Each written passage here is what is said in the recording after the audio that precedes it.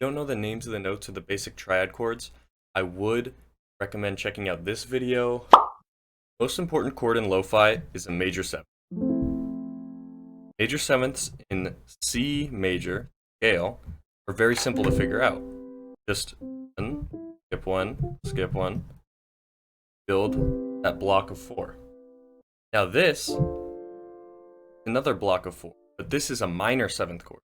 The difference between these two chords is the major 7th has a block of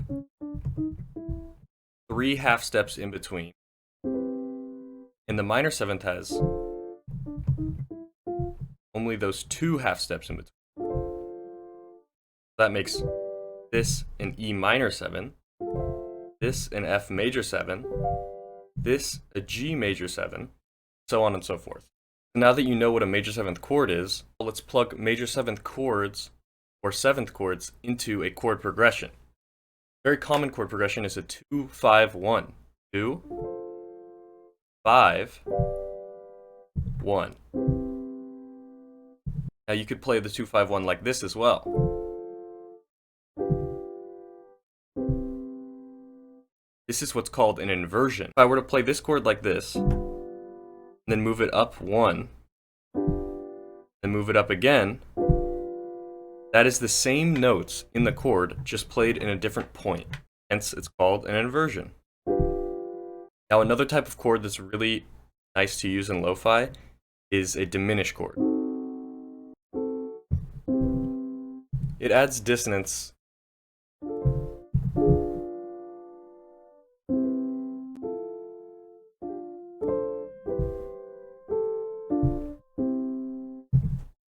Alright, now let's head back and create a chord progression for this song. Okay, and I'm going to be using all my instruments from this plugin, which is completely free on the Spitfire Audio website, which I will also be linking in the description.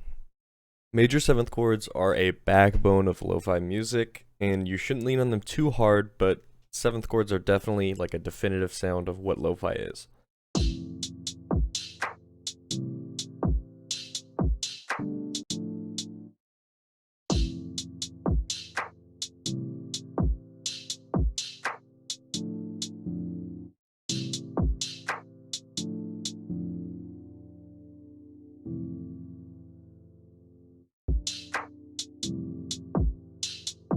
So F major 7, A minor 7, and then I just have a D minor triad with an A on the bass.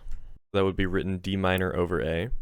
Now these two chords use all of the same notes, just a different inversion of the chord. I'm going to copy and paste this over. I'm going to copy and paste this over to another sound that we're going to use as a pad in the background. I actually changed this chord, so now it's functioning as like a C6 with this A as the 6th and then the C, E, and G.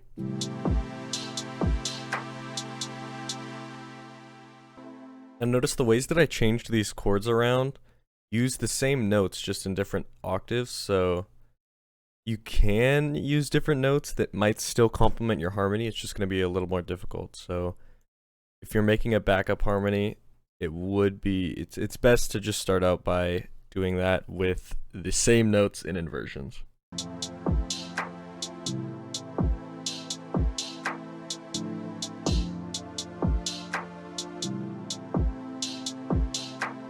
Alright, now let's figure out melody. Most important thing to figure out which notes you can use in a melody is your scale. So in this, we're in C major. But there are tons of other scales other than just your basic C major scale. Another scale you can use is pentatonic. Pentatonic skips the 4th and 7th. This creates a much more equal sound. Much less dissonant. Now adding on to this pentatonic scale, you can add what's called a blue note. This creates the blues minor scale, or also called the gospel scale.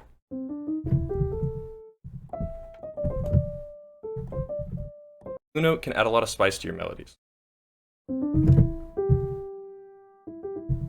There are two ways to create melodies in this genre. One way is you can just kind of do a pop-esque melody where you have a repeating figure.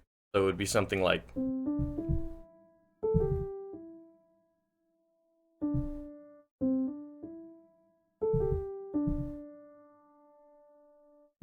Or you can do a more jazz approach and improvise. Now that you know these scales, you can pretty much play any note in that scale and you're going to get fun, interesting solo out of it. I much prefer this approach. Go back and create a melody for this song. Okay, I'm gonna go back to the piano sound and just have some fun on this MIDI piano.